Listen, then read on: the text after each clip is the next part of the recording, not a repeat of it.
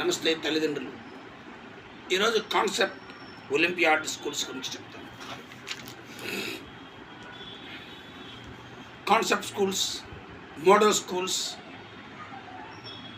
Olympiad schools ఇలా రకరకాల సిలబస్లు చెప్తూ ఉంటారు. అవన్నీ నేతి బీరకాయ చదువు. తప్పు వాళ్ళది కాదు.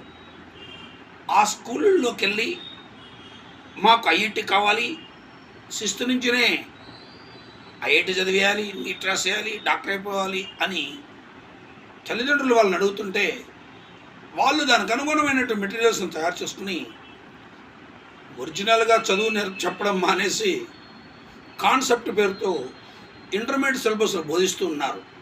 అది లోపం ఎవరిది? తల్లిదండ్రుల అజ్ఞానము, అత్యాశ.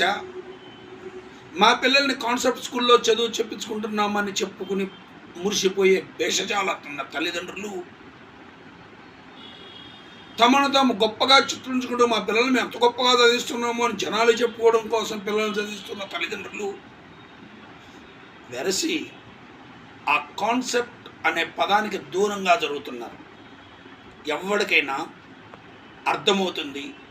కనీస స్థాయి పరిజ్ఞానం లేనివాడు ఓ ముందు 30% క్లాస్ లెవెల్కి రావాలని, ఆ తర్వాత 50% రావాలని, అప్పుడే మనము అబోవ్ 50% సాధించిన తర్వాతే మనం ఏదైనా ఒక క్విజ్ అలాంటి విద్యార్థులే క్విజ్ కాంపిటీషన్స్, ఎస్సే రైటింగ్స్ లాంటి పోటీల్లో పాల్గొనాలని కనీసం అర్థమవుతుంది.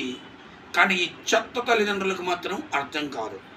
ఎందుకనంటే ఈ చెత్తగాళ్ళకి జనం దృష్టిలో మా పిల్లల్ని మేము ఎంతో కేర్ తీసుకుంటున్నాము, చూడండి మాకేం పని లేదు,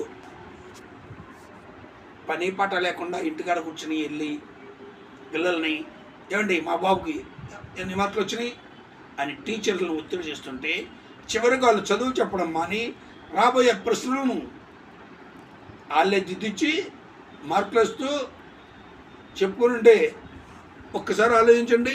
సెకండ్ క్లాస్ చదువుతున్న విద్యార్థికి 100కి 100 వచ్చి 90 వచ్చినాయి అంటే 100 రాలేదని ఏడుతున్నాడు బుడ్డాడు. ఆ తల్లి 100 మందిలో కూర్చుని ఒక ఫంక్షన్లో చెప్తోంది. ఆ పిచ్చతనాన్ని చూసి నవ్వుకోవాలి.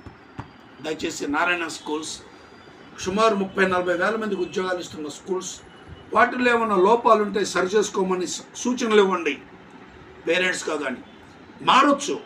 వాళ్ళు నాతో మాట్లాడితే అదే స్కూల్ పిల్లలు నా దగ్గరికి వచ్చి 10 రోజులు నేర్చుకుంటే అదే స్కూల్ వాళ్ళ స్వర్గంలో ఉంటాయి.